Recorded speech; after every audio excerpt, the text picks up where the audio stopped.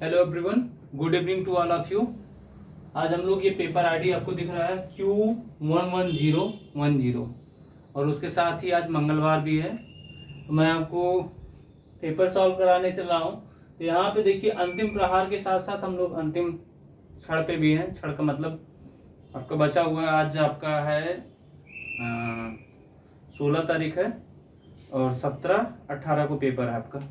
तो आपको बस ये ध्यान देना है कि जो जो चीज़ें मैं बताते चल रहा हूँ, और एक चीज़ मैं और अनाउंस कर रहा हूँ, मे भी अगर टाइम मिल जाता है तो मैं क्या करने वाला हूँ, जितनी थियोरी लगभग हैं, बहुत ज़्यादा तो नहीं हो पाएगा, सब नहीं हो पाएगा, लेकिन जितने मुझे लगता है पेपर में पूछे जाते हैं, तो कुछ थियोरी का मैं एक महामैराथन चलाने वाला हूँ परसों वाली मतलब कल वाली क्लास में, मतलब 17 तारीख को शाम को। तो उसमें आप लोग प्रेजेंट रहिएगा।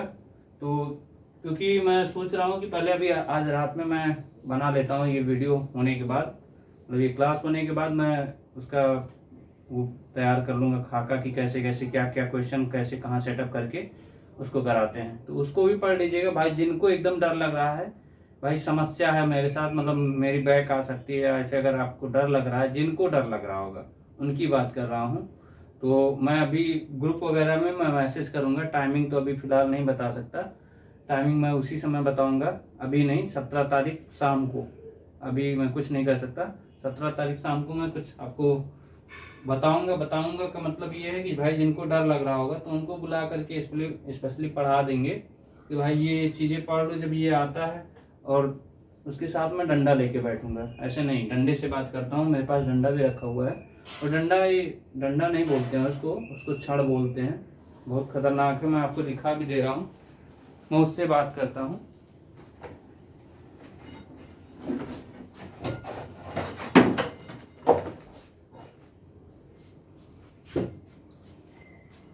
ये आपको दिख रहा होगा, देखिए ये है। कभी हम लोग हॉस्टल में रहा करते थे तो कुछ ऐसा ही इसको यूज करते थे, कभी कभार हो जाता था किसी से झगड़ा वगैरह, तो ये यूज करते थे। तो मैं उनके लिए स्पेशली यूज करूंगा, जो जिनको डर लग रहा है, तो मारेंगे नहीं पहले, बस जिनको डर लग रहा है उनके लिए यूज किया जाएगा थोड़ा सा, कि भाई तुम उस डर की वजह से कि मतलब बैक ना आ जाए, थोड़ा सा तुमको पढ़ा देंगे स्पेशली। तो चलिए हम लोग आगे बढ़ते हैं।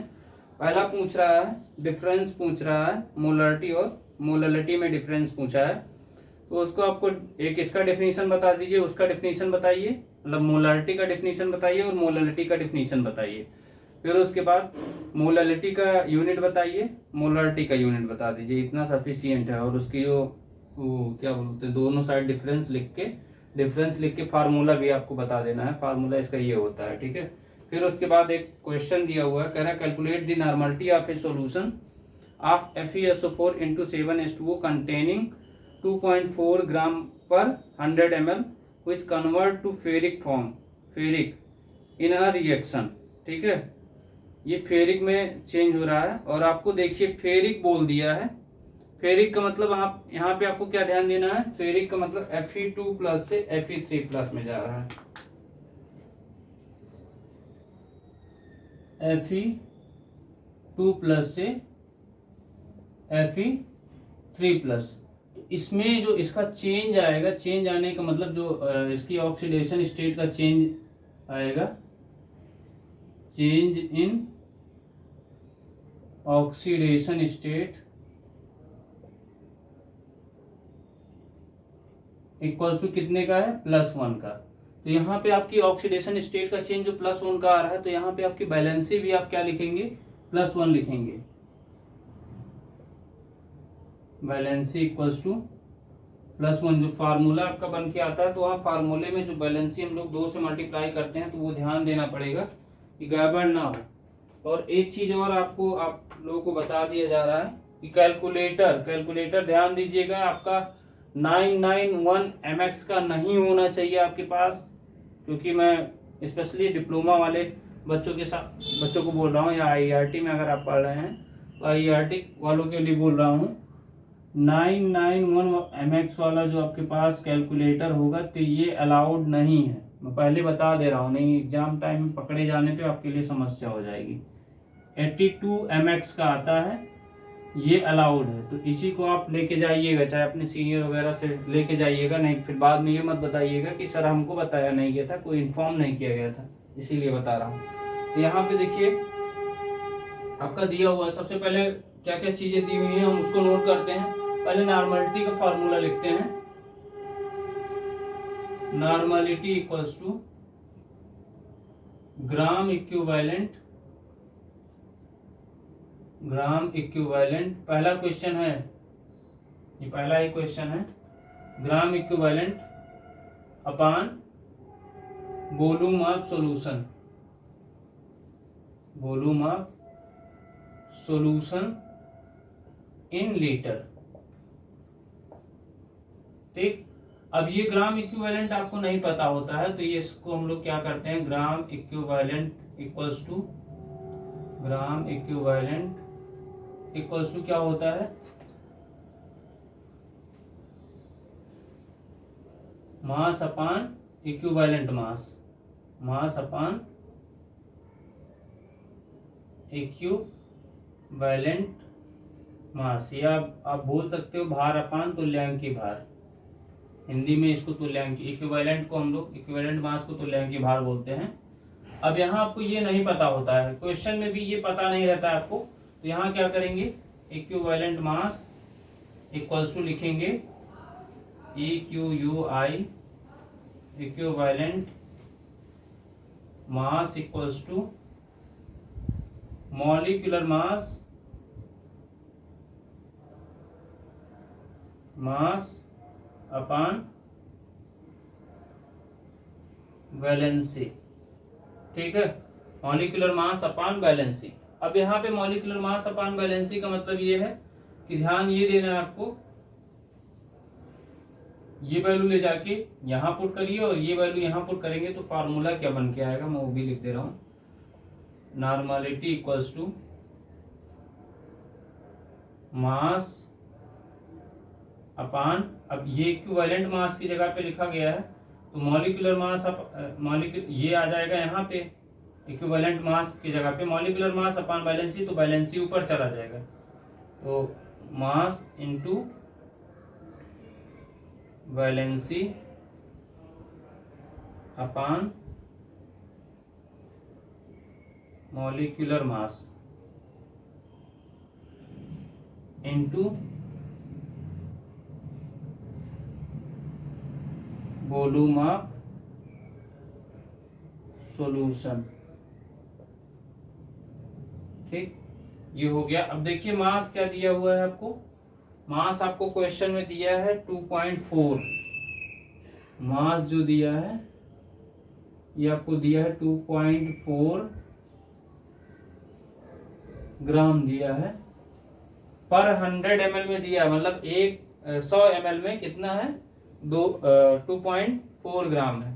तो अब यहाँ पे मास हम लोग लिखेंगे 2.4 इंटू वैलेंसी हमने क्या बताया है 1 पुट करेंगे, और मॉलिक्यूलर मास इसका क्या हो जाएगा, फॉर्मूला क्या था, FeSO4 इंटू 7H2O, और सबका दिया हुआ है Fe का 56 होता है, प्लस सल्फर का 32, प्लस ऑक्सीजन का 16 गुणे 4 प्लस 7 इंटू H2O का 2 इंटू 1 प्लस 16, ये क्या आ जाएगा 56 और 32 कितना हो जाएगा 5 3 8, ये 86 हो गया, प्लस 64 प्लस ये हो जाएगा 16 2 18, 18 7 126, ये टोटल ऐड करेंगे 6 4 10 6 4 ये 88 हो जाएगा, 82 86 नहीं होगा, 6 2 8 5 3 8, तो 8 4 12 6 18, ये हो गया 2 4 6 8 14, कितना हो गया 2 6 8 8 16, 16 1 17 और 1 1 2, इसका मतलब इसका जो मॉलिक्यूलर मास आ रहा है वो कितना है 278, यहाँ पे 278 कर दीजिए, इनटू वॉल्यूम कितना है लीटर में, ये लीटर में तो है नहीं, ये आपका ml में दिया 100 ml, तो उसको लीटर में चेंज करेंगे तो 100/1000 हो जाएगा। इसको कैसे लिखेंगे, 2.4 इंटू 1000/278 गुणे 100। ये जीरो से ये जीरो कैंसिल, ये जीरो से ये जीरो कैंसिल, ये 24 डिवाइडेड बाई 278। मैं डिवाइड करके बता दे रहा हूँ।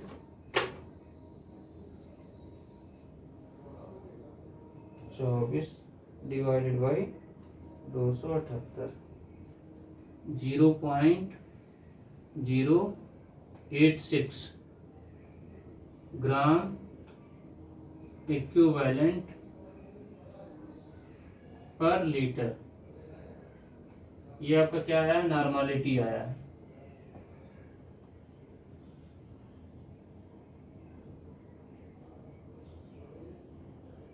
ये क्वेश्चन में थोड़ा सा ट्विस्ट है, बहुत लोग क्या करेंगे, ध्यान नहीं देंगे। ध्यान नहीं देने का मतलब वो क्या करेंगे, इनके दिमाग में यही आएगा, भाई FeSO4 दिया है, इसका मतलब आयरन का क्या होता है, 2 होता है। मतलब FeSO4 को भाई अगर दिमाग में यही लगाओगे FeSO4 है तो इसको तोड़ लेते हैं, तोड़ेंगे जो आयंस के फॉर्म में टूटेगा तो यहाँ पे Fe2+ बनाएगा प्लस SO4 2-। अब आप तुरंत यहाँ बैलेंसी, यहाँ आप क्या करेंगे, इस केस में बैलेंसी जो आएगी इक्वल्स टू 2 आएगी, और जब 2 आ जाएगी तो ये आपका यहाँ पे 2 पुट कर दोगे, 2 पुट करोगे तो कुछ और आंसर आ जाएगा, इसका दुगना आने लगेगा, जो कि क्या हो जाएगा, गलत हो जाएगा। ठीक है, तो ये ध्यान दीजिएगा। इसके बाद नेक्स्ट क्वेश्चन है, कह रहा है कैलकुलेट, ये पहले इसको नोट कर लीजिए, जल्दी से नोट करिए।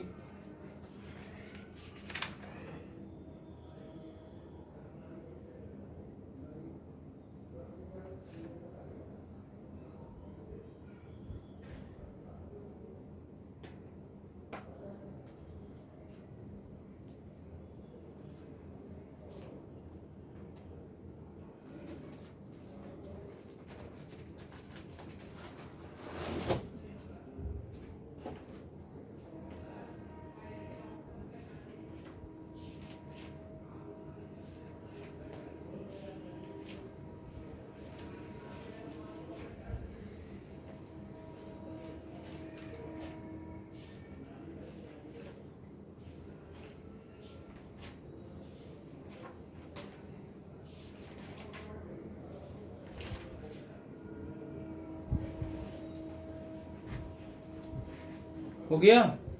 देखिए दूसरे क्वेश्चन में यहाँ पे आपको बैलेंस करने के लिए नहीं दिया है कि आपको कोई आयन इलेक्ट्रॉन मेथड से या ऑक्सीडेशन मेथड में, इसमें नहीं दिया है, तो ऐसा नहीं है कि आपके पेपर में नहीं आएगा, आएगा पेपर में 100%। क्योंकि क्या होता है, बिना उसके समझ लीजिए पेपर ही नहीं बनता है, कुछ ना कुछ आपको बैलेंस करने के लिए जरूर देगा। ये पेपर थोड़ा सा पुराना है, इस वजह से हो सकता है ना आया हो इसमें, बाकी और सभी पेपर में आया हुआ है, ये ध्यान दीजिएगा। नेक्स्ट क्वेश्चन क्या कह रहा है, पहला तो क्वेश्चन कह रहा है कि what is the oxidation and reduction in terms of electron exchange. तो यहाँ पे आपको ऑक्सीडेशन और रिडक्शन पूछ रहा है इलेक्ट्रॉन के चेंज में, इलेक्ट्रॉन के केस में आप बोल सकते हो इलेक्ट्रॉन्स के टर्म में पूछा जा रहा है। तो इलेक्ट्रॉन के टर्म में पूछने का मतलब ये है gain of electron, loss of electron आपको बताना है। तो गेन ऑफ इलेक्ट्रॉन अगर आप बोलेंगे तो उसका मतलब ये है कि देखिए एक में होता है gain of electron, gain of electron, तो ये क्या होता है, रिडक्शन होता है। और एक होता है ऑक्सीडेशन में लॉस ऑफ इलेक्ट्रॉन, ऑक्सीडेशन में क्या होता है, loss of electron, loss of electron by any species, by any species by any, gain of electron by any species. ये आपसे पूछा गया था। अब आपको क्या बताना है, इसमें एग्जाम्पल भी आप लिख देंगे। तो गेन ऑफ रिडक्शन का मतलब ये हुआ कि जैसे मान लीजिए कॉपर वाली रिएक्शन है, Cu2 प्लस 2 इलेक्ट्रॉन, ये Cu होता है, ये आपका क्या हो गया, गेन ऑफ इलेक्ट्रॉन। और लॉस ऑफ इलेक्ट्रॉन का मतलब जैसे Zn से Zn2 प्लस 2 इलेक्ट्रॉन, यहाँ पे माइनस चार्ज लगेगा, तो ये क्या होता है, गेन ऑफ इलेक्ट्रॉन, ये होता है लॉस ऑफ इलेक्ट्रॉन। तो ये एग्जांपल करके आप बता देंगे। तो यहाँ से ही आपका ये हो गया, ये पूछा था। और पूछ रहा है calculate the oxidation number of underlined element in its compound. पहला दिया हुआ है KMnO4,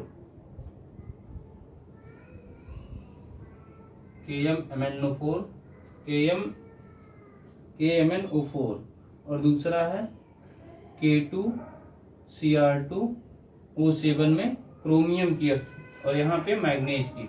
यहाँ K का क्या हो जाएगा, +1 plus x plus 4 into -2 equals to 0, 1 plus x minus 8 equals to 0, x minus 7 equals to 0, x equals to +7। तो मैग्नीज की ऑक्सीडेशन स्टेट +7 हो जाएगा।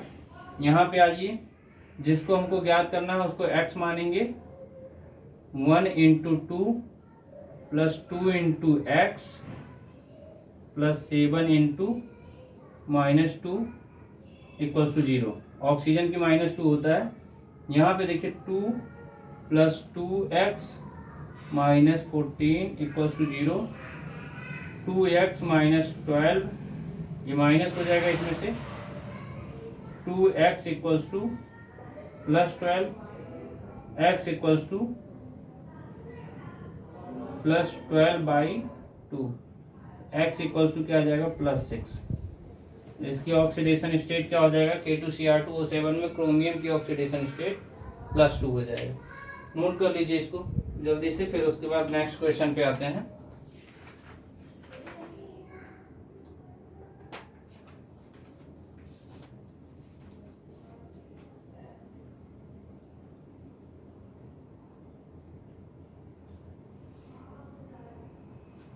जल्दी से नोट करिए इसको।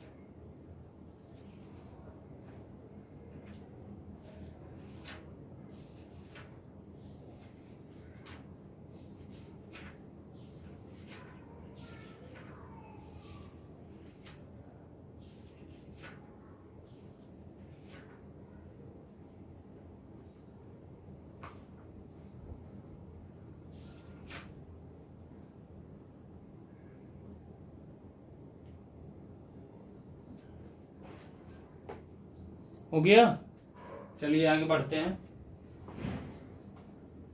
नेक्स्ट है, कह रहा है लॉ ऑफ मास एक्शन को डिफाइन करिए।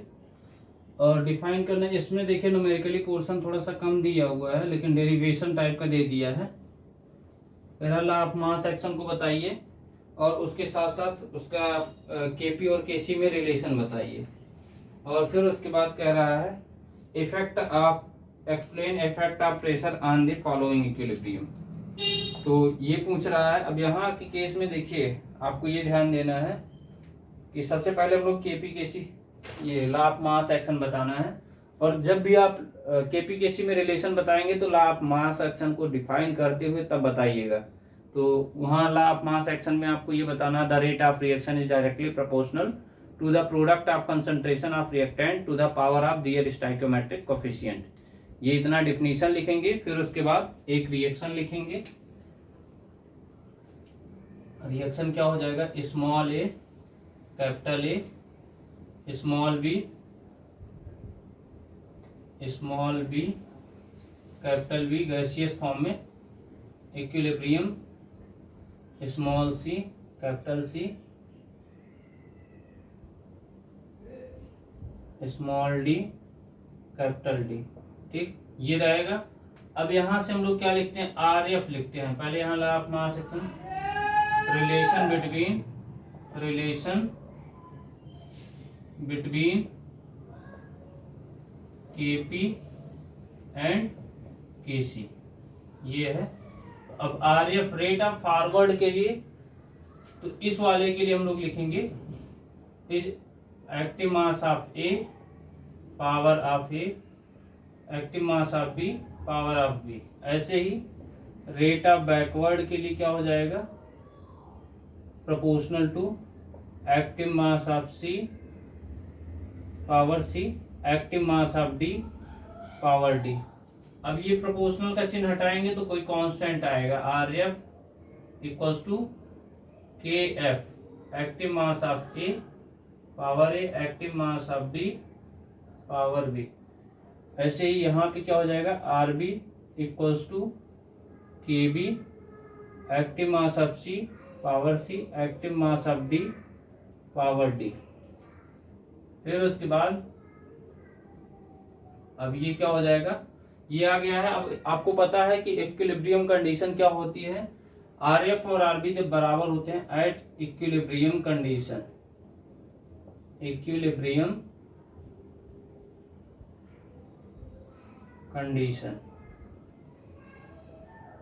Are F equals to R B. तो आर एफ की वैल्यू क्या दिया हुआ है, अगर ये इसके बराबर है तो इसकी वैल्यू इसके बराबर हो जाएगा, K F active mass of A power A active mass of B power B equals to K B active mass of C power C active mass of B power D. अब इसको अपान में लिख लीजिए, के एफ अपान के B equals to क्या हो जाएगा, active mass of C power C active mass of D power D upon active mass of A power A active mass of B power B. अब ये नीचे चला आएगा, ये यहाँ चला आया है। अब इसका जो के एफ अपान के बी का जो रेशियो होता है वो के सी के बराबर होता है। के सी इक्वल्स टू क्या हो जाएगा, concentration of C power C concentration of D power D upon concentration of A power A concentration of B power B. एक इक्वेशन ये हो जाएगा के सी का। इसी को हम लोग एक दूसरे टर्म में भी लिख सकते हैं, के सी इक्वल्स टू क्या होता है, concentration of C power C concentration of D power D upon concentration of A power A concentration of B power B. ये इक्वेशन नंबर सेकंड हो गया।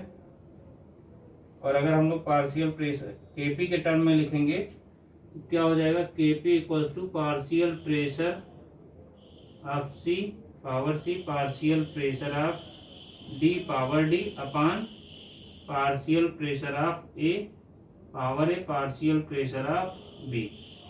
ये हमारा क्या हो जाएगा, इक्वेशन नंबर थर्ड हो जाएगा। ये दो ही इक्वेशन है, ये थर्ड इक्वेशन हो जाएगा। अब आपको क्या पता है कि आइडियल गैस इक्वेशन पता है, तो आइडियल यहां लिखेंगे, फ्रॉम आइडियल गैस इक्वेशन। ये क्या होता है, पीबी बराबर एन आर टी। आप इसको क्या लिख सकते हो, P equals to N by V R T.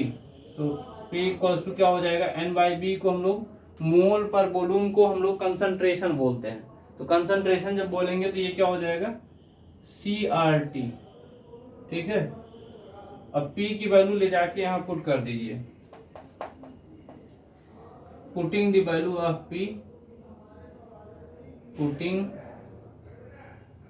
The value of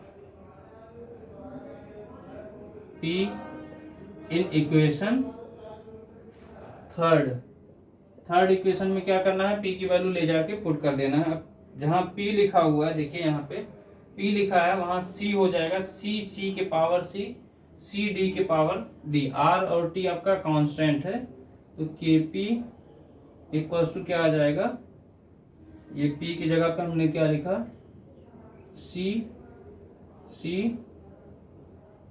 की पावर स्मॉल c RT की, या ऐसे पहले लिख लेते हैं C RT की पावर C, फिर उसके बाद CD RT के पावर स्मॉल d। ये कांस्टेंट है तो इस पे कोई प्रभाव नहीं पड़ेगा, RT जो आपका है। फिर उसके बाद CA RT के power small a, CB RT के पावर स्मॉल b। अब यहाँ देखिए आप RT कॉमन ले लीजिए, और कॉमन लेने के बाद देखिए ये पावर अलग अलग है, तो पावर अलग अलग है, तो जब कॉमन लेते हैं और मल्टीप्लाई करेंगे तो मल्टीप्लाई करने पे क्या होता है, घाते जुड़ जाती है। तो यहाँ पे KP इक्वल्स टू क्या हो जाएगा, C की पावर C इंटू RT की पावर C प्लस D, क्योंकि ये मल्टीप्लाई हो जाएगा। इसको अलग कर ले रहे हैं पहले, CC को C इंटू CD के power small d into RT के power C plus D upon CA के पावर स्मॉल a, CB के power small b into RT की power A plus B। KP equals to क्या आ जाएगा, अब इसको एक साथ में लिख लीजिए। एक साथ में लिखने का मतलब, ये आपको दिख रहा होगा ये क्या है, अभी हमने आपको दिखाया है यहाँ पे, ये देखिए ये दिख रहा है ना, तो इसका मतलब ये क्या है, KC है। तो ये यहाँ पे हम लोग लिख सकते हैं KC इंटू, इसको ऊपर ले जाइए, RT की power C plus D minus A plus B। ये भी सेम है ना, तो मल्टीप्लाई करने पे घाते जुड़ेंगे तो ये ऊपर जाएगा तो माइनस हो जाएगा, तो ये माइनस करके लिखा है। अब यहाँ देखिए ये क्या है, N है ना, नंबर ऑफ मोल्स है, तो प्रोडक्ट के मोल माइनस रिएक्टेंट के मोल, तो प्रोडक्ट के मोल माइनस रिएक्टेंट के मोल को हम लोग क्या लिखते हैं, डेल्टा N से डिनोट करते हैं। यहाँ पे क्या हो जाएगा, और गैसियस फॉर्म में है तो डेल्टा Ng हो जाएगा। KP equals to KC into RT के पावर डेल्टा Ng। इसको देख जल्दी से नोट करिए, जो लोग नहीं नोट किए नोट करिए जल्दी, फिर उसके बाद आगे बढ़ते हैं नेक्स्ट क्वेश्चन पे।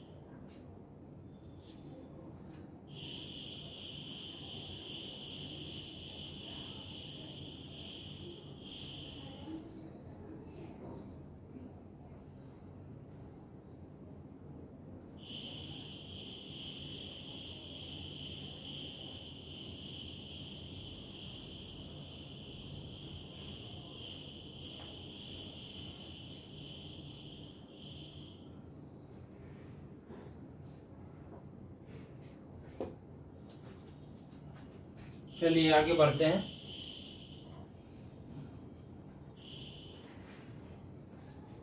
इसी में क्वेश्चन आपसे पूछा था कि PCl5 के डिसोसिएशन में हम लोग अगर प्रेशर बढ़ाते हैं तो क्या प्रभाव होगा।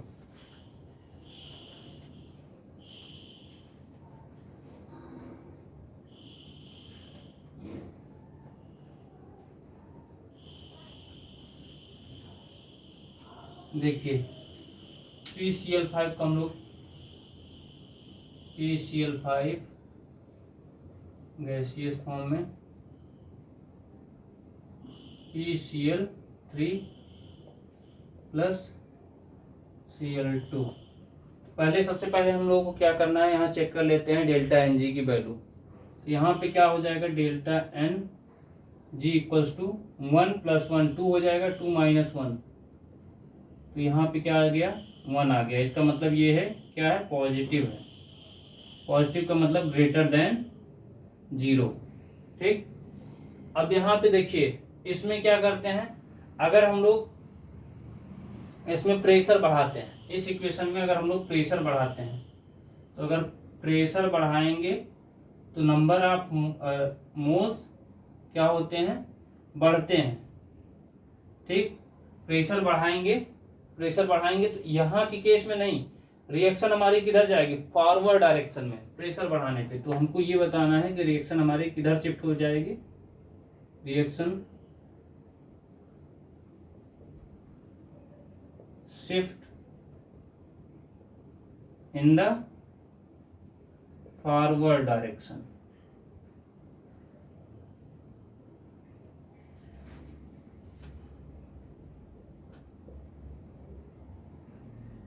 और इसका डिग्री ऑफ डिसोसिएशन क्या हो जाएगा, डिक्रीज हो जाएगा, घट जाएगा। And degree of dissociation will decreases.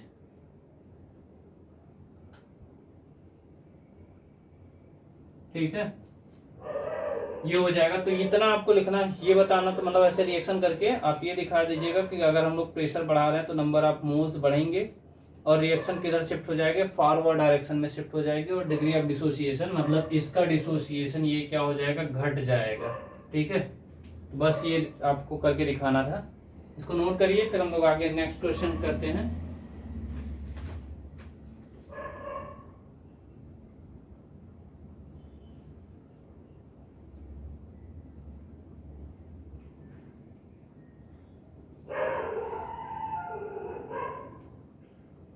हो गया,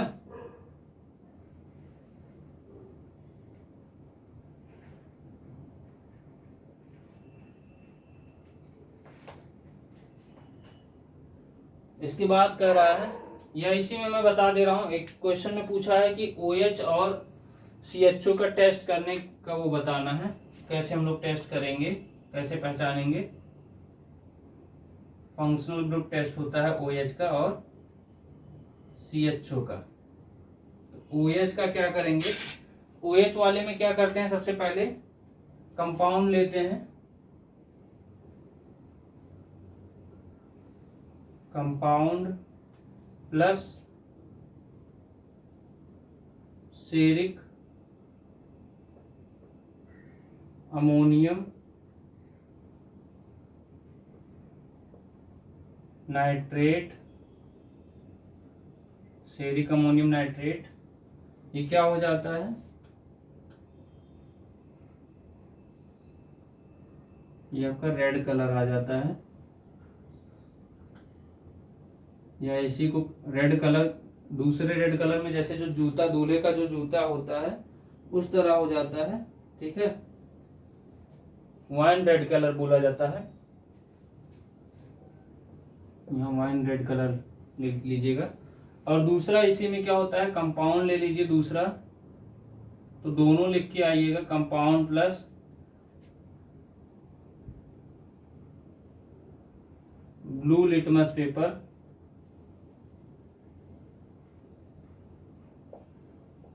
ये चेंज हो जाता है रेड लिटमस पेपर में।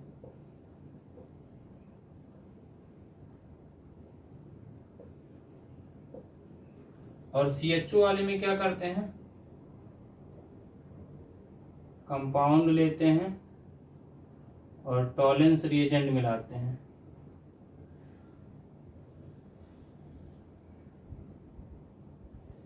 ये क्या हो जाता है,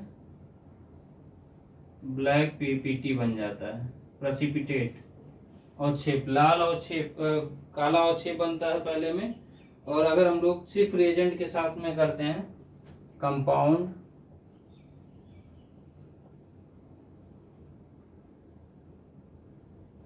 प्लस सिर्फ रिएजेंट, तो ये रेड PPT बनाता है, प्रेसिपिटेट। और अगर आपसे पूछ लिया CHO ना बोल करके कीटोन दे दिया, तो सेम यही लिखते हैं, बस यहाँ नो ब्लैक PPT लिख दीजिए और यहाँ नो रेड PPT, बस इतना आपको लिखना है। नोट करिए इसको जल्दी से, फिर आगे हम लोग बढ़ते हैं।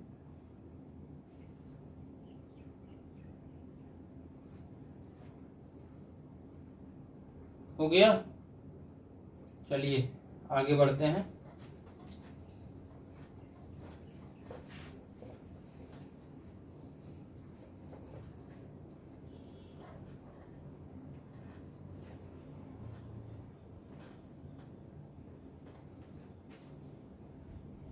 कह रहा है derive the Henderson equation for acidic buffer solution, calculate the pH value of 0.02 MnHCl and 0.008 MnOH। इसको आपको सॉल्व करना है, तो इसके लिए पहले मैं आपको यहाँ पे बता दे रहा हूँ हेंडरसन इक्वेशन, क्योंकि हेंडरसन इक्वेशन काफी दिन से बताया नहीं गया है, तो उसको मैं बता के थोड़ा सा आपका रिवीजन करा दे रहा हूँ, ठीक है। क्योंकि पेपर में आ जाएगा तो आप कुछ कर नहीं पाएंगे, करने मतलब अगर आप पहले से प्रैक्टिस नहीं होगा तो नहीं कर पाएंगे। Henderson equation,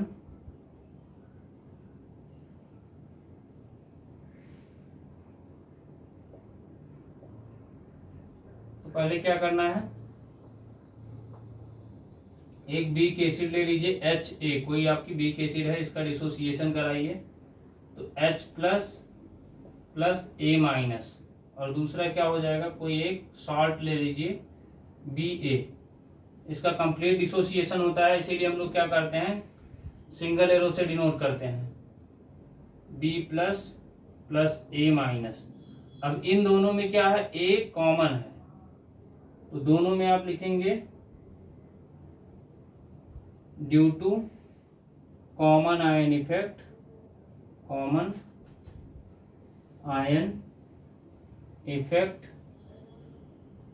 it is salt, ठीक है। A माइनस क्या हो जाएगा, सॉल्ट हो जाएगा। अब यहां से क्या करेंगे, अब इन दोनों में जैसे आपको पता करना है कौन सा हमारा, कहां से पता चलेगा कि हमको pH मिलेगा, तो H प्लस को खोजिए तुरंत, तो खोजेंगे तो H प्लस इस इक्वेशन में है, और इसी इक्वेशन में law of mass action apply होगा, apply law of mass action. तो इसमें क्या हो जाएगा, K इक्वल्स टू, अब एसिड के लिए बात हो रही है तो Ka लिखेंगे, तो ये क्या हो जाएगा, H प्लस की कंसंट्रेशन इंटू A माइनस की concentration upon concentration of HA। अब आपको H निकालना है, तो इसको अलग कर लीजिए, बाहर कर दीजिए, H plus equals to Ka into HA की कंसंट्रेशन अपॉन A माइनस की कंसंट्रेशन, ठीक। अब क्या करना है, लॉग ले लीजिए, taking log on both side with negative sign,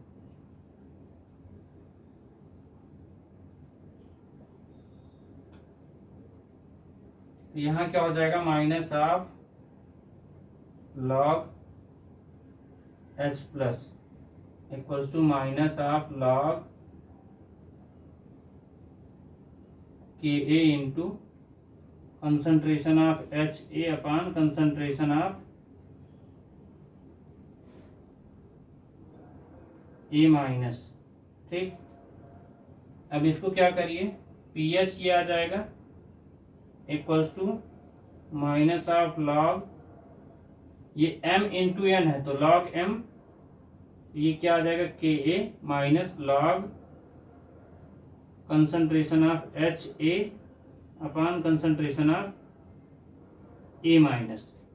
ठीक, अब यहीं से हम लोगों को क्या करना है, P H equals to minus of log K A, तो क्या हो जाएगा पी के ए, और इसको ऊपर कर लीजिए तो ये प्लस आ जाएगा log concentration of A minus upon concentration of H ए, तो ये क्या आ जाएगा पी के ए प्लस लॉग ए माइनस को हमने क्या बोला है, सॉल्ट बोला है, concentration of salt upon concentration of acid.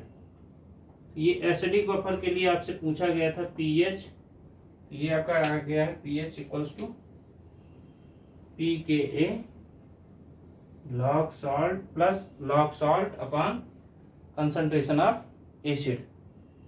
ठीक है, तो ये आपका हेंडरसन इक्वेशन हो गया। इसके बाद आपको न्यूमेरिकल जो पूछा हुआ है, न्यूमेरिकल पूछा है आपसे, बोल दिया है, बस ध्यान दीजिएगा कि मिक्सिंग की बात यहाँ नहीं हुई है। मैंने आपको पिछले क्लास में भी बोला था कि मिक्सिंग की बात होगी तब आपको जो फार्मूला बताया था उसको करना होगा। अगर मिक्सिंग की बात नहीं हो रही है तो सिंपल आप निकालेंगे। तो यहाँ पे देखिए एक लिखा हुआ है 0.002 MHCl, तो M फॉर मिलियन नहीं है, M फॉर मोलर दिया हुआ है, और दूसरा दिया है 0.0008 दिया है MnOH, सोडियम हाइड्रोक्साइड दिया है। तो पहले इसका निकाल लेते हैं, ये फर्स्ट है, ये सेकंड वाला है। एक का निकालते हैं तो इसको हम लोग क्या लिख सकते हैं, इसको लिख सकते हो 2 इंटू 10 के पावर माइनस 3 लिख सकते हो, बताइए। और ये HCl है तो इसका मतलब ये H प्लस की वैल्यू दिया हुआ है, H plus equals to 2 into, अब माइनस ले लीजिए, minus of log H plus equals to minus log 2 into 10 के पावर माइनस 3। अब यहाँ पे क्या हो जाएगा, PH आ गया, तो अब यहाँ माइनस ऑफ लॉग 2 हो जाएगा, m इंटू एन है तो m प्लस एन, और अंदर माइनस जाएगा तो माइनस हो जाएगा, माइनस लॉग 10 की पावर माइनस 3, तो ये क्या आ जाएगा, माइनस लॉग 2 की वैल्यू 0.3010, माइनस ये n m की पावर n होता है तो n log m होता है, तो n log m की जगह पे हमारा क्या आ जाएगा, ये माइनस है, माइनस माइनस ये प्लस हो जाएगा, 3 log 10, log 10 की वैल्यू क्या आ जाएगी, 1 आ जाएगी, ये माइनस 0.3010 प्लस 3। अब ये pH इक्वल्स टू क्या आ जाएगा, इसमें माइनस करेंगे तो ये आ जाएगा 2.6910, ठीक है, 6910 नहीं 90 आ जाएगा। अब इसी को देखिए 5 से ये बड़ा है, सेकंड पोजीशन जो ये 5 से बड़ा होता है तो इसमें एक ऐड कर देते हैं इसके पहले वाले नंबर में, pH इक्वल्स टू हम लोग लिख सकते हैं 2.7, ठीक, ये पहले का हो गया। दूसरे वाले का क्या करेंगे, दूसरे वाले में ये ध्यान देना है कि ये OH माइनस इक्वल्स टू दिया हुआ है, OH माइनस इक्वल्स टू दिया है 0.0008 M दिया हुआ है, NaOH तो वो हो गया। अब यहाँ पे हम लोग इसको क्या लिख सकते हैं, OH minus equals to 8 into 10 के पावर माइनस 4 लिख सकते हैं, 8 इंटू 10 के पावर माइनस 4। अब यहाँ पे क्या करना है, लॉग ले लीजिए, minus of log OH minus equals to क्या हो जाएगा, माइनस ऑफ लॉग 8 इंटू 10 के पावर माइनस 4 हो जाएगा, तो माइनस ऑफ लॉग 8 हो जाएगा माइनस लॉग 10 के पावर माइनस 4, ये माइनस लॉग 2 के पावर 3। 8 को हम लोग क्या लिख सकते हैं, 2 के पावर 3, या आप ऐसे दो 8 को क्या लिख सकते हो, 2 गुणे 2 गुणे 2, 2 दूनी 4 दूनी 8। तो अगर ये 3 बार लिखा रहता है तो इसको हम लोग क्या लिखते हैं, 2 की पावर 3 लिखते हैं। तो ऐसे ही इसको 2 की पावर 3, अब ये 3 क्या आ जाएगा आगे, -3 log 2 और यहाँ log क्या आ जाएगा, ये आगे आ जाएगा +4 log 10 हो जाएगा, ये +4 आ जाएगा, और ये -3 log 2 का मतलब -3 इंटू 0.3010 हो जाएगा, +4 3010 का मतलब ये -0.9030 +4। तो इसमें से माइनस करेंगे तो 3 ये आ जाएगा 3.0970। ये आया है POH आया है, हमको पीएच निकालना है। तो पीएच निकालना है तो आपको पता है पीएच प्लस पीओएच क्या होता है, 14 के बराबर होता है। PH plus pOH equals to 14। तो पीएच इक्वल्स टू क्या हो जाएगा, 14 माइनस पीओएच। अब पीएच इक्वल्स टू क्या हो जाएगा, 14 में से माइनस करेंगे, 14 माइनस 3.0970, तो ये आ जाएगा 10.9030। तो इसका पीएच आ जाएगा, पीएच इक्वल्स टू 10.9030।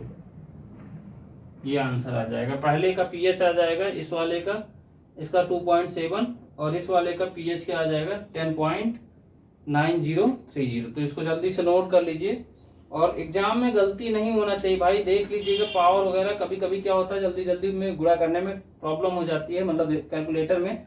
और कैलकुलेटर में आपको ये ध्यान देना है कि कभी एक साथ वैल्यू रख करके मत सॉल्व करिएगा, नहीं गलती हो जाती है। एक साथ का मतलब सब ब्रैकेट वैकेट सब एक साथ में कर दे रहे हो, वहाँ गलती हो जाए। एक एक का कर लो, ज़्यादा बेटर रहेगा, नहीं पता लगा इसका उधर, मतलब थोड़ा सा एक ब्रैकेट की इधर उधर के चक्कर में सारा आंसर आपका गलत हो जाएगा। फिर आप कहेंगे सर हम तो पूरा किए थे, हमारा नंबर कैसे कम आ गया। सर हम 50 में 50 किए थे, सब सही किए थे, लेकिन पता नहीं कैसे सर 16 नंबर 15 नंबर आ गया है। तो यही होता है उनके साथ में, जो ये सब चीज़ें कैलकुलेशन ध्यान नहीं देते हैं। ध्यान दीजिएगा, इसको गड़बड़ मत करिएगा। इसको नोट करिए जल्दी से।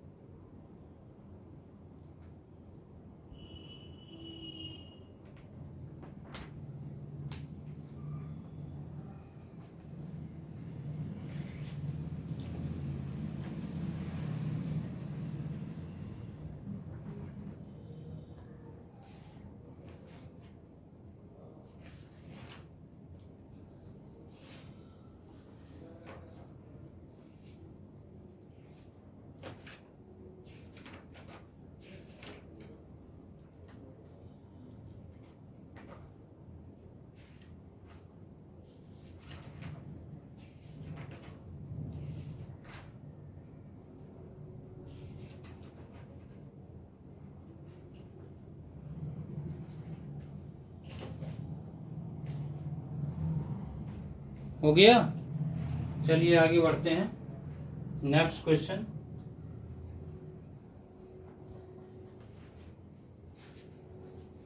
देखिए मैं आपको तरीका बता रहा हूँ चीज़ों को रिवीजन करने। अभी आप जैसे क्या होगा, जैसे ये क्वेश्चन हम पेपर सॉल्यूशन करा रहे हैं, तो आप अगर जैसे जो लोग भी पूरा अगर PYQ देखे हैं ना, तो फिर जानते हो क्या होता है उनके दिमाग में, जब वो पूरा देखे रहते हैं पहले से, तो वहाँ पे क्या होता है, स्पीड इतनी तेज, अगर आप 2x पे करके देख रहे हो तो दिमाग में ये आता है कि इसके बाद मतलब जैसे मैं कोई क्वेश्चन सॉल्व करके भाई मैं आराम आराम से ही बताऊंगा ना, मैं तो सबको लेके चल रहा हूँ, मैं उनको लेके नहीं चल रहा हूँ कि भाई जो 20 सॉल्व कर लिए हैं 21वें की बारी है, 21वें जो सॉल्व कर रहे हैं। उनकी बात नहीं कर रहा हूँ, मैं बात उनकी कर रहा हूँ जो एक को नहीं सॉल्व किए हैं और दिमाग में उनके ये चल रहा भैया कैसे पास होंगे। पास होने तो पास हो ही जाएंगे, लेकिन कभी कभी पेपर का पैटर्न चेंज हो जाता है तो समस्या आ जाती है। सबसे दिक्कत वाली बात ये है, क्योंकि अभी देख रहा हूँ इधर जितना मतलब पेपर सब बन के आ रहा है सबका पैटर्न ही चेंज हो जा रहा है। अभी बीएमसी का पेपर था, हालत खराब हो गई है लोगों की। बीएमसी का था और किसका था, किसी में था पीवाईक्यू आया ही नहीं था, मतलब एक आध क्वेश्चन कहीं फंसा था तो प्रॉब्लम हो रही थी ऐसे ही। और उसका जीसीई का पेपर वैसे उसी टाइप का था, तो जीसीई और जीएमई जो था, जो भी रहा हो। देखिए नेक्स्ट क्वेश्चन है, कह रहा है calculate the EMF of the cell found by electrode, right it's cell reaction. E naught की वैल्यू दिया हुआ है। देखिए ऐसे मैं पिछले भी लेक्चर में बताया हूँ, उसके पहले वाले में भी बताया हूँ और आज भी बता रहा हूँ, क्योंकि आपको अगर इस तरह की रिएक्शन दे दी जाएगी 100% आपसे नहीं हो पाएगा, इसीलिए मैं आपको समझा रहा हूँ। ये लास्ट बार समझा रहा हूँ, इसके बाद नहीं समझाऊंगा, ठीक है। तो यहाँ पे देखिए क्वेश्चन दिया हुआ है ई नॉट Zn से Zn2 प्लस से Zn की जो वैल्यू दिया हुआ है ये -0.76 वोल्ट है, और ई नॉट Fe2 प्लस से Fe की वैल्यू जो दिया हुआ है ये -0.44 वोल्ट है। अब भाई हमको ये बस इतना दिया है और कुछ दिया ही नहीं, पूरे क्वेश्चन में कुछ नहीं दिया है, और आपसे पूछ रहा है ईएमएफ ऑफ द सेल बताइए। तो आप यहाँ पहचानेंगे कैसे कि कौन सा कैथोड है कौन सा इलेक्ट्रोड है, कैसे पहचानेंगे? सब लोग कमेंट करके बताइए कि हम लोग कैसे पहचानेंगे कि कौन सा ई नॉट सेल है, मतलब कौन सा कैथोड है कौन सा एनोड है।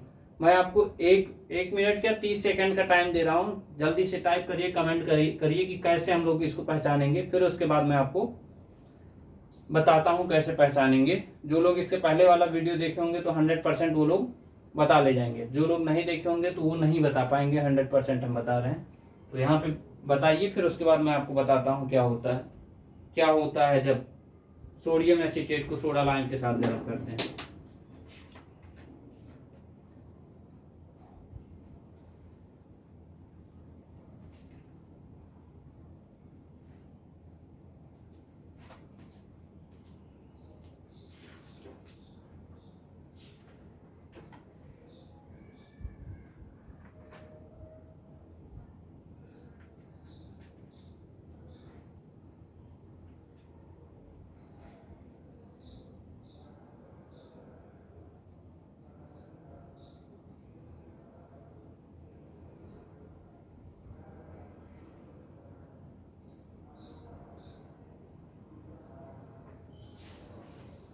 चलिए आप लोग बता दिए, जो लोग सही बताए हैं सही बताए हैं, जो लोग नहीं बता पाए हैं मैं उनको बता रहा हूँ। देखिए आपको ये ध्यान देना है कि मोर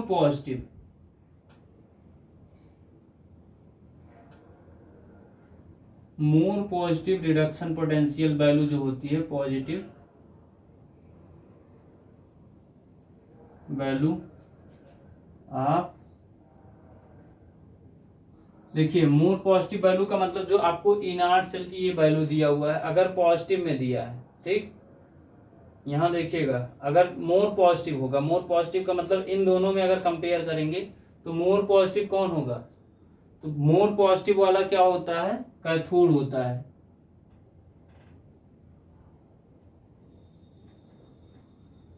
और मोर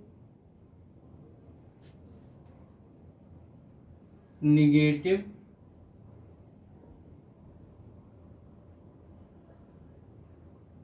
रिडक्शन पोटेंशियल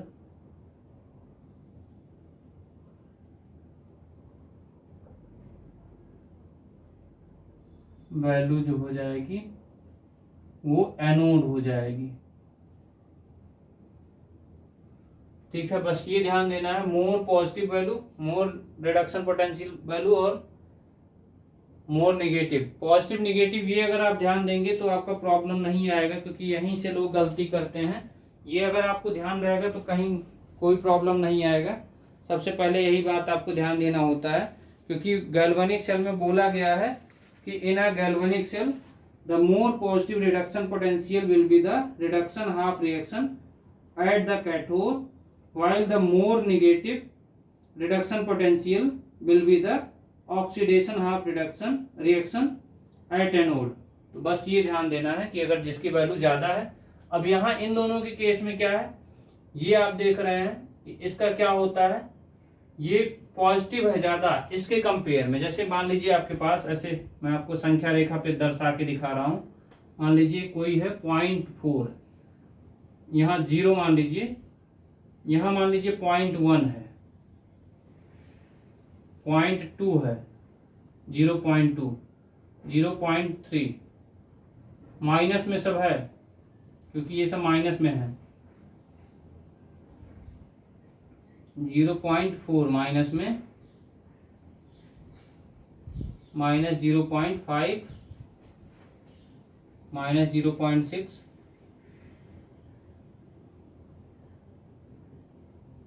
माइनस 0.7। ठीक है, ये वैल्यू दिया, इधर पॉजिटिव में सब आ जाइए। 0.1, 0.1, 0.2, 0.3, 0.4, 0.5, 0.6, 0.7। तो ये बस दिया हुआ वैल्यू आप देखिए। तो जो -4 दिया अभी यहीं कहीं पे होगा, 4 दिया तो यहीं कहीं पे होगा। तो -0.44 जीरो के ये पास में पड़ेगा या ये वाला पास में पड़ेगा। तो ये वाला दूर पड़ेगा ना, तो दूर पड़ने का मतलब ये इसकी निगेटिव वैल्यू ज्यादा है। तो निगेटिव वैल्यू ज्यादा है, रिडक्शन पोटेंशियल वैल्यू, तो ये क्या हो जाएगा, एनोड हो जाएगा। और ये क्या हो जाएगा, कैथोड हो जाएगा, क्योंकि ये वाला कैथोड है, ये वाला एनोड है। तो यहां पे हम लोग लिखेंगे कैथोड और इसको लिखेंगे एनोड। ठीक, अब यहां से वैल्यू लिखिए। यहां देखिए E0, पहले इसकी रिएक्शन लिख लेते हैं।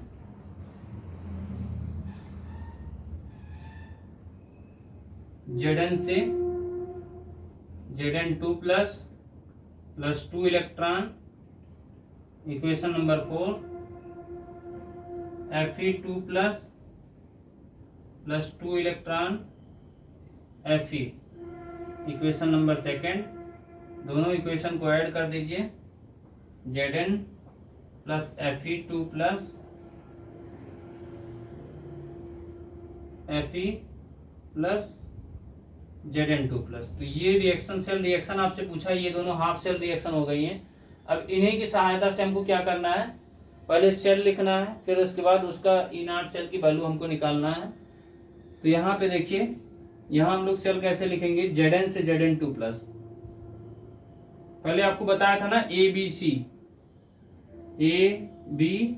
सी, एनोड। ए फार क्या होता है, एनोड।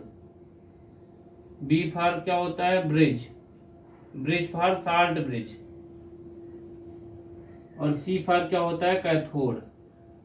तो एनोड वाले पे क्या है, एनोड मतलब जिंक वाला है। तो जिंक वाले को हम लोग सबसे पहले लिखेंगे Zn से Zn2 प्लस, फिर ये ब्रिज हो जाएगा। फिर उसके बाद Fe2 प्लस से Fe।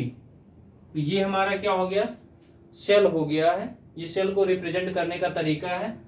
अब इसके बाद हमको जो वैल्यू दिया है उससे E0 सेल की वैल्यू निकालना है। तो E0 cell equals to E0 cathode minus E0 anode. तो कैथोड की वैल्यू क्या थी, कैथोड की वैल्यू ये दिया हुआ है माइनस में, या आप एक जगह और लिख लीजिए E0 right minus E0 left. अगर आप उसमें भी कंफ्यूज हो रहे हैं तो सॉल्ट ब्रिज देखिए, राइट साइड में क्या है, लेफ्ट साइड में क्या है। ये लेफ्ट साइड हो गया, ये राइट साइड में हो गया। तो राइट में क्या है, आयरन, आयरन वाले की वैल्यू क्या दिया हुआ है, माइनस में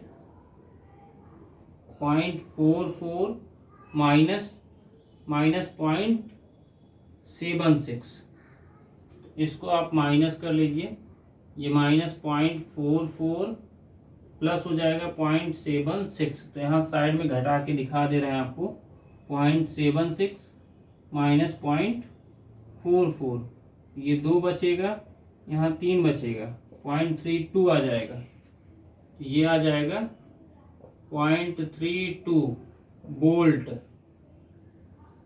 ई नॉट सेल की वैल्यू।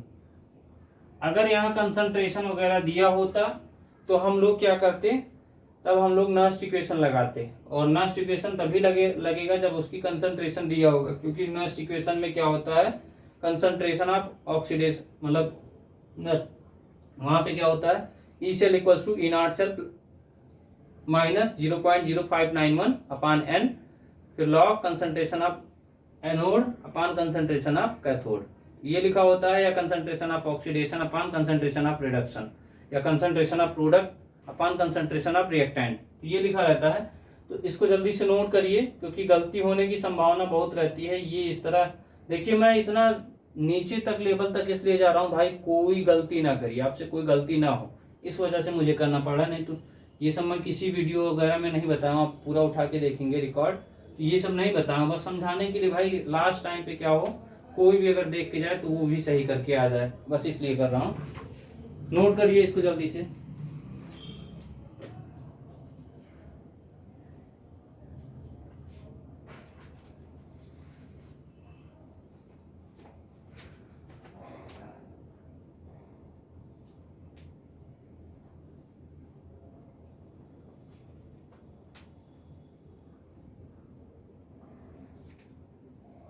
कुछ बच्चे हैं इतने अवेयर हैं, जैसे एक करके क्या नाम है, शैलेंद्र विश्वकर्मा करके लड़का है, सिविल आर्किटेक्चर का है, तो उसने हमको क्वेश्चन भेजा था, तो बोला सर ये वाला क्वेश्चन लगवा, मतलब आपने वहां पे ये नहीं बताया, तो मैंने बताया कि मतलब ध्यान नहीं दिया होगा, 1 मीटर क्यूब दिया है, तो वो वाला क्वेश्चन, मतलब उस टाइप का क्वेश्चन मैं एक दूसरा करा दे रहा हूँ, कि अगर इस तरह का क्वेश्चन आता है तो कैसे करेंगे, वो मैं आपको करके दिखाता हूँ, परेशान होने की कोई ज़रूरत नहीं है।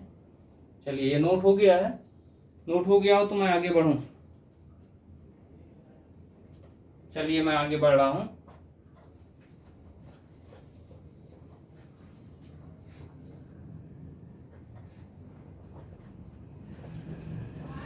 नेक्स्ट है, यहाँ पे जो आपको दिया हुआ है क्वेश्चन में, वो कंपोजिशन वाला क्वेश्चन है, उसका फ्यूल से है,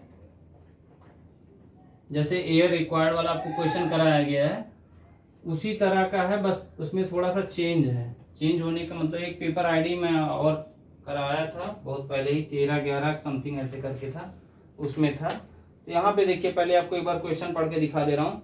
कह रहा है calculate volume of air required for complete combustion of 1 metre cube of 2 gases, और फिर इसमें सब कुछ दिया हुआ है, परसेंटेज दिया, CH4 equals to 80%, hydrogen equals to 10%, CO2 equals to 9, CO2 equals to 5%, N2 equals to 5%। तो आपको पहले भी बताया हूं कि N2 के केस में क्या होता है, ऑक्सीजन से वो कोई, जैसे आपको बताया गया था, नाइट्रोजन क्या करता है, ऑक्सीजन के साथ रिएक्शन नहीं करता है, उस केस में जब कोई हीट प्रोड्यूस नहीं करता है, मैं आपको उसमें डुलांग्स फार्मूले में बताया हूं, तो वहां पे नाइट्रोजन का परसेंटेज दिया रहता है, तो उसका कोई मतलब नहीं होता है। तो वही चीज है कि नाइट्रोजन ऑक्सीजन के साथ कोई हीट प्रोड्यूस नहीं करता है, तो यहाँ पे रिएक्शन भी उसकी नहीं होगी। तो मैं यहाँ पे सबका पहले लिख दे रहा हूँ कि कौन से किसमें क्या क्या चीजें लिखा हुआ है। तो CH4 कितना दिया हुआ है, एक मिनट, CH4 जो दिया है आपको, CH4 दिया है 80%, hydrogen equals to 10%, CO2 equals to 5%, N2 equals to क्या हो जाएगा 5%। तो आपको ये ध्यान देना होता है, पहले इसमें क्या बनाते हैं, एक बॉक्स टाइप का बनाते हैं सबका, पहले इन सबका यहाँ साइड में कॉन्स्टिट्यूएंट कौन कौन से हैं वो लिखना होता है। फिर इसमें यहाँ पे आपको क्या लिखना होता है कि इनकी रिएक्शन लिखनी होती है। इनकी रिएक्शन के बाद जो वॉल्यूम है एयर का वो लिखना होता है कितना है, और वो परसेंटेज के रूप में रहता है, तो उसको हम लोग चेंज करते हैं, 100 से डिवाइड करते हैं उसमें, मतलब कितना रहता है तो उसके हिसाब से हम लोग डिवाइड करके उसको मीटर क्यूब में चेंज कर लेते हैं, क्योंकि यहाँ मीटर क्यूब में दिया हुआ है क्वेश्चन। तो सबसे पहले हम लोग यहाँ पे लिखेंगे कॉन्स्टिट्यूएंट, कॉन्स्टिट्यूएंट घटक बोलते हैं, ठीक। और दूसरा है कंबस्शन इक्वेशन या कंबस्शन रिएक्शन बोल सकते हो, कंबस्शन रिएक्शन लिख दीजिए या फिर इक्वेशन लिख लीजिए। फिर इसके बाद है volume required in metre cube, volume required in metre cube. तो यहाँ पे पहले क्या क्या दिया है, CH4 दिया है, फिर हाइड्रोजन दिया है, फिर CO2 दिया है, फिर N2 दिया है। तो CH4 की रिएक्शन हम लोग करेंगे, तो CH4 वाले में CH4 + 2O2, ठीक है। ये रिएक्शन क्या बन के आ जाएगा, CO2 + 2H2O बनेगा, CO2 + 2H2O। फिर उसके बाद यहाँ वाले में H2 + ½ O2 क्या हो जाएगा, H2 + ½ O2, H2O बन जाएगा। फिर उसके बाद CO2 वाले में क्या करेंगे, C + O2 लिखो जाएंगे, C + O2 CO2, और इसमें कोई रिएक्शन नहीं होती तो इसको आप ऐसे छोड़ दीजिए, इट इज ऐसे छोड़ देंगे। अब यहाँ पे ध्यान देना है कि सब कुछ को क्या करना है, इसको इधर पहले चेंज कर लीजिए, बॉक्स में बना दे रहा हूँ।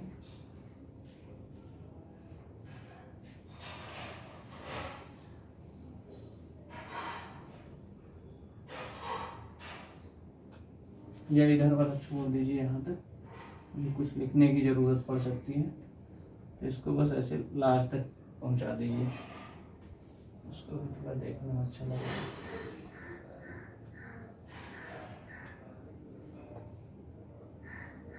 ठीक है, अब यहाँ पे देख लीजिए क्या लिखना है इसमें, इन सब की रिएक्शन हमने लिख लिया है। अब कितना परसेंटेज है, तो 80% लिखा है, तो इसका क्या हो जाएगा 80/100, 80% मतलब 80/100 हो गया।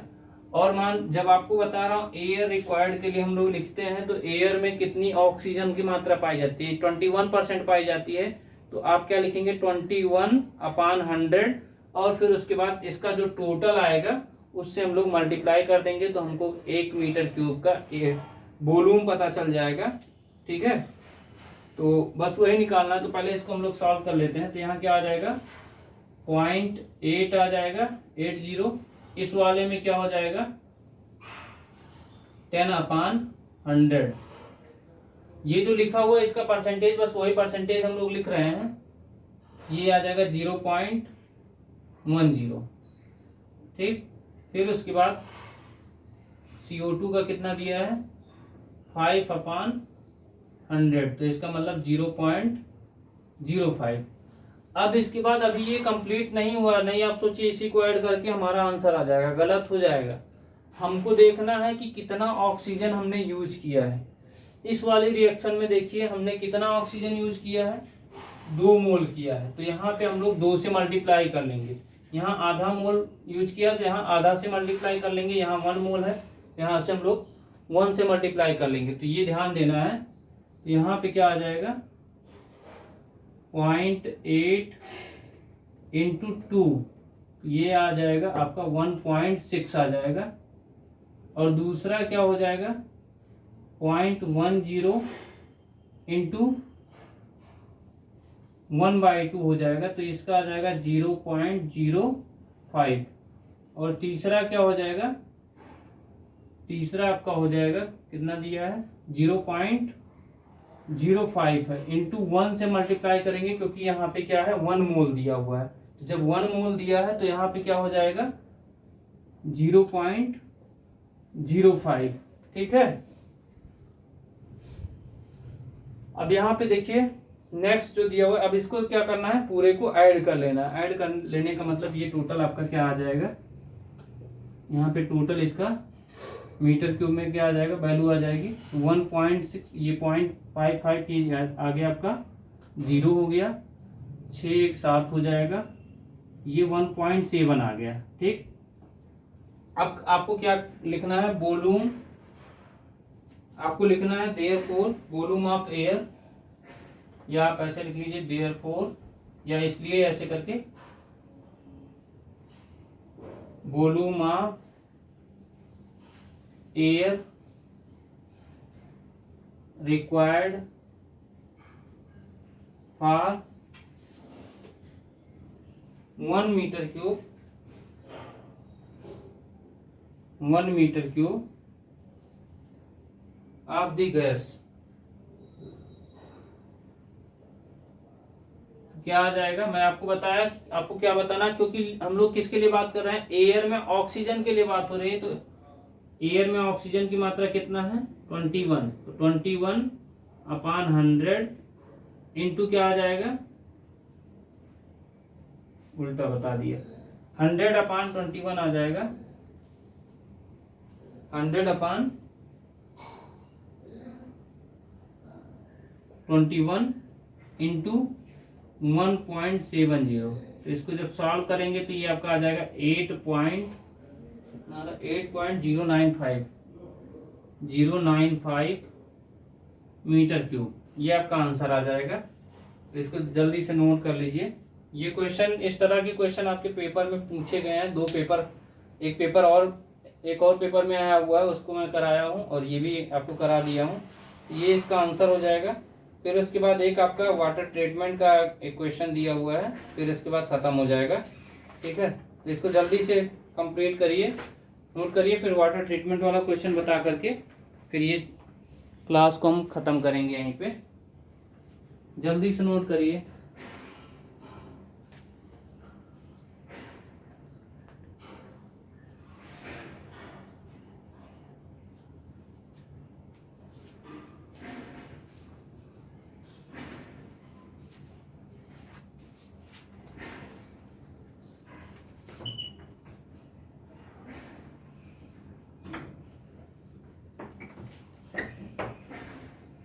हो गया, चलिए आगे बढ़ते हैं नेक्स्ट क्वेश्चन की तरफ।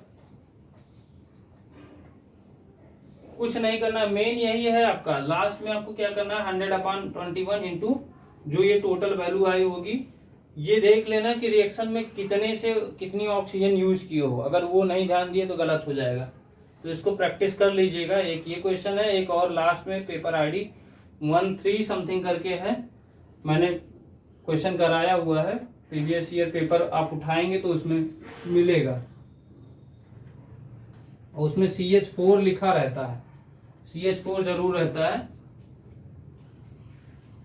चलिए नेक्स्ट क्वेश्चन है,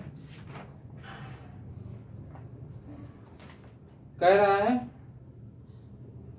0.5 gram of calcium carbonate was dissolved in HCl, the solution was made up to 500 ml with distilled water, 50 ml of solution required, 48 ml of EDTA solution. Titration, solution for titration, 50 ml of unknown hard water sample, 15 ml of EDTA, and after boiling and filtering required 10 ml of EDTA solution। तो इसमें दिया नहीं है, boiled water में volume दिया नहीं है, तो यहाँ पे आपको एज्यूम करना पड़ेगा, क्योंकि बोला है आफ्टर बॉइलिंग, किसको, सैंपल को बॉयल करने के लिए बोल रहा है। तो ये ध्यान देना है, गड़बड़ हो जाता है इसी में। मतलब आपको क्या दिया है कि 0.5 ग्राम कैल्शियम कार्बोनेट को HCl में घोला जाता है, ठीक है। घोलने के बाद उसमें हम लोग देख रहे हैं, जब हम टाइट्रेट करते हैं, टाइट्रेशन या अनुमापन करते हैं, तो उसमें जो आपका EDTA खर्चा होता है वो कितना खर्चा हो रहा है 50 ml। अब जैसे हम लोग क्या करते थे 25 ml तक करते थे उसको ना, ऐसे करके बढ़िया शक करते थे पिपेट की सहायता से, तो वहाँ 25 ml करते थे। यहाँ पे क्वेश्चन के अकॉर्डिंग में 50 ml है, तो 50 ml को शक किया। शक करने के बाद हम लोग क्या कर रहे हैं, कॉनिकल फ्लास्क में डालने के बाद जब टाइट्रेशन कर रहे हैं, टाइट्रेशन करने का मतलब ये टाइट्रेट कर रहे हैं यहाँ पे,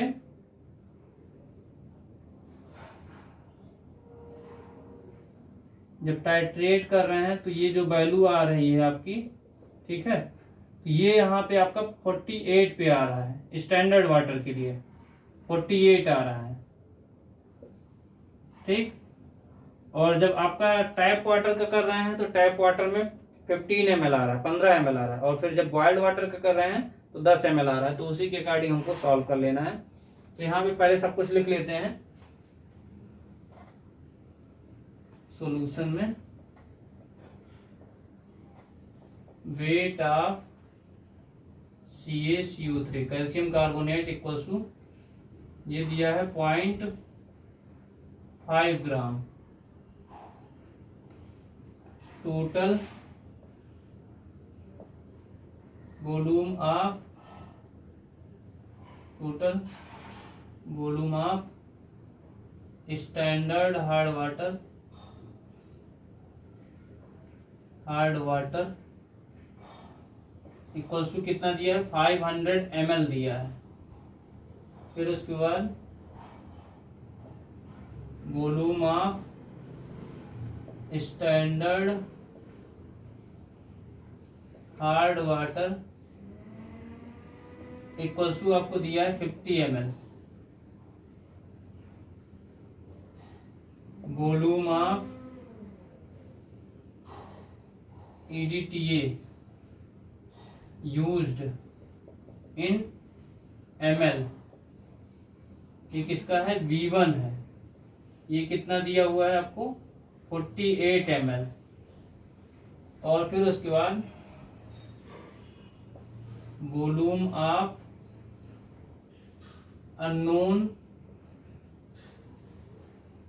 वाटर सैंपल,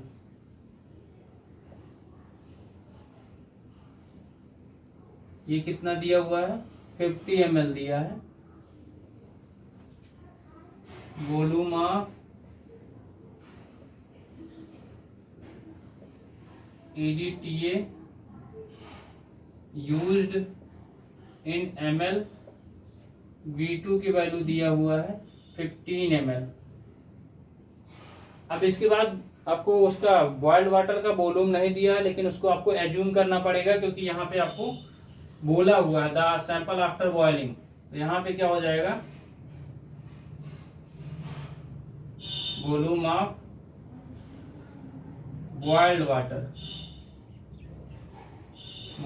बॉइल्ड वाटर, ये कितना दिया है, 50 ml। दिया नहीं है, आपको एज्यूम करना पड़ेगा,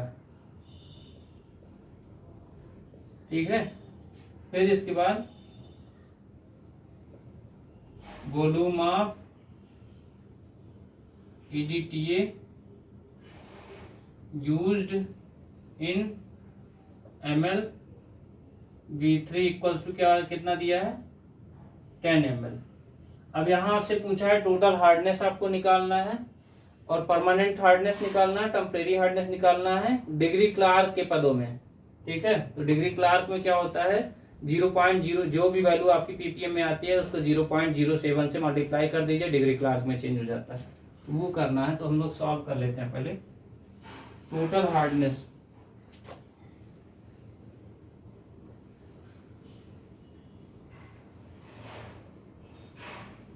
हार्डनेस क्या होता है, wait of CaCO3 into volume of standard hard water into volume of EDTA used V2 अपान क्या हो जाएगा, total volume of standard hard water into volume of water sample into volume of EDTA used V1 into 10 के power 6 ppm, 10 के power 6 ppm parts पर million. अब यहाँ value put करिए, जल्दी जल्दी वैल्यू पुट करते हैं। 0.5 इंटू 50 इंटू कितना दिया है V2 आपको 15 दिया है, अपान 500 दिया है टोटल वॉल्यूम, 50 ये दिया हुआ है और ये आपका 48 दिया है इंटू 10 के पावर 6, ये टोटल हार्डनेस हो जाएगा। इसको हम लोग अगर सॉल्व करते हैं, ये डेसिमल हटाएंगे तो यहाँ एक या ऐसे ही कर लेते हैं।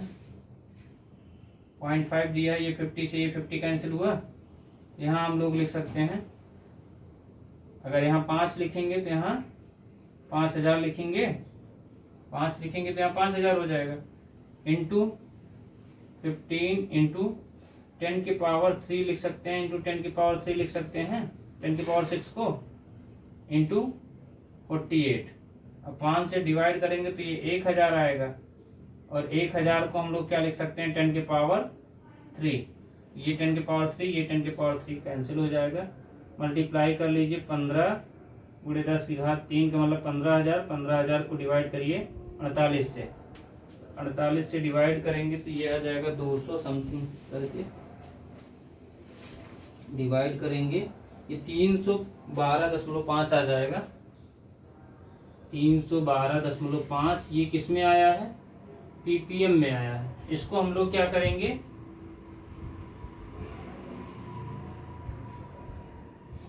टोटल हार्डनेस ये इतना आया है, इसको हम लोग डिग्री क्लार्क में चेंज करेंगे, तो डिग्री क्लार्क में हो जाएगा, डिग्री क्लार्क या यहीं पे मैं लिख दे रहा हूँ आगे, 312.5 गुणे 0.07। अब इसको सॉल्व करेंगे तो ये आ जाएगा 21.875, 21.875 डिग्री क्लार्क। ऐसे ही परमानेंट का हम लोग निकालेंगे, परमानेंट H, तो परमानेंट H में H फॉर हार्डनेस है, तो इसमें मैं फार्मूला नहीं लिख रहा हूँ, बस यहाँ पे जहाँ वॉल्यूम ऑफ वाटर सैंपल रहेगा यहाँ पे क्या हो जाएगा, लिख नहीं रहा हूँ, वॉल्यूम ऑफ वाटर सैंपल की जगह पे वॉल्यूम ऑफ बॉइल्ड वाटर, और जहाँ वॉल्यूम ऑफ EDTA V2 रहता है वहाँ पे V3 पुट कर देते हैं, फिर सॉल्व कर लेते हैं। तो ये 0.5 इंटू 50 इंटू 10 हो जाएगा, अपान क्या हो जाएगा 500 इंटू 50 इंटू 48 इंटू 10 की पावर 6। ये 50 से ये 50 कैंसिल, यहाँ लिख सकते हैं 5/5000 हो जाएगा क्योंकि ये डेसिमल हटेगा, इंटू 10। अब यहाँ इसको क्या लिख सकते हैं, और अपान में ये 48 रहेगा, इसको 10 की पावर 3 इंटू 10 की पावर 3 लिख सकते हैं। अब ये 5 से डिवाइड करेंगे 5000 को, तो ये 10 के पावर 3 बचेगा, और 10 के पावर 3 मतलब 1000 को हम लोग 10 के पावर 3 लिख रहे हैं, तो ये कैंसिल हो गया, तो यहाँ आ जाएगा 10,000/48। तो इसको सॉल्व करेंगे तो ये आ जाएगा आपका 208.33, 208.33, ये आपका आया परमानेंट हार्डनेस। अब इसको हम लोग चेंज करेंगे डिग्री क्लार्क में, ये हो जाएगा 208.33 गुणे 0.07 से मल्टीप्लाई कर देंगे तो ये आपका आ जाएगा 14.583, 14.583 डिग्री क्लार्क। अब यहाँ आपसे टेम्परेरी एच पूछा है, temporary hardness equals to total H मैं लिख रहा हूँ, टोटल एच, एच का मतलब हार्डनेस माइनस परमानेंट एच। तो टोटल एच कितना आया है 21.875 माइनस 14.583। इसको माइनस करेंगे, माइनस करने पे आएगा 7.292, 7.292 डिग्री क्लार्क आएगा। ये हमारा टेम्परेरी हो गया है, तो इसको नोट कर लीजिए। फिर एक छोटा सा है, मतलब उसमें पूछा है BHC, और फिर उसके बाद क्या क्या है एक मिनट बता दे रहे हैं। पूछा है वाटर फर्टिलाइजर, फिर उसके बाद कह रहा है राइट अबाउट एनी फर्टिलाइजर, और फिर उसके बाद कह रहा है राइट अबाउट बेगान, BHC और DDT, इनके बारे में पूछ रहा है। ठीक, तो जल्दी से बेगान, BHC और DDT के बारे में अभी बता दे रहे हैं, इसको जल्दी से नोट करिए। फिर एक चीज ध्यान दीजिएगा, मैं कई चीजों का वो बना के चलूंगा, के चलने का मतलब थियरी में जो जो चीजें पूछी जाती है मैं उठाऊंगा क्वेश्चन, और उसका मैं एक्सप्लेन करते हुए चलूंगा, किसमें क्या चीज कैसे लिखना है, वो कल वाली क्लास में होगा। तो आज वाली क्लास में मतलब बस ये बताने के बाद एक स्ट्रक्चर जो बता रहा है, स्ट्रक्चर बता के फिर उसको खत्म करेंगे, मतलब यहीं पे लेक्चर खत्म करेंगे। इसको जल्दी से नोट करिए।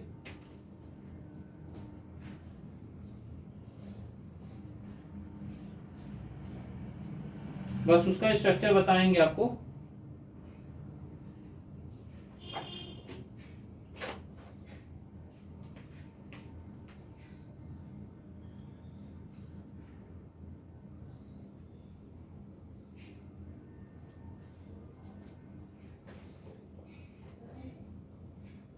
हो गया, चलिए आगे बढ़ते हैं।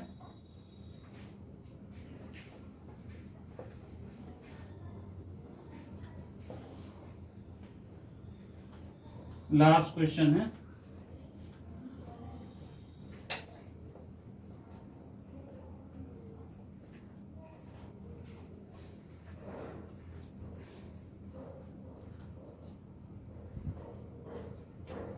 कह रहा है कौन कौन सा बेगान, BHC, DDT,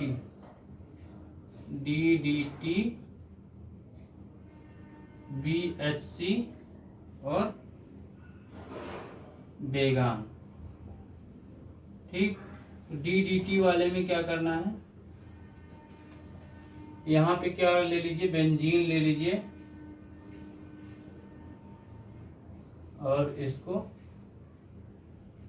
बेंजीन के साथ में रिएक्शन आप करा दीजिए, किसका, या क्लोरोबेंजीन लीजिए, बेंजीन के साथ में नहीं, Cl 2 टाइम्स ले लीजिए, और इसको हम लोग क्या कराएंगे, CH3 CCl3 CHO से रिएक्शन करा दें। CCl3 CHO से रिएक्शन किसके प्रेजेंस में, कंसंट्रेट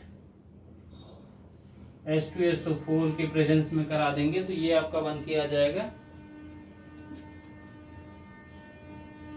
2 बेंजीन बना दीजिए, और दोनों बेंजीन को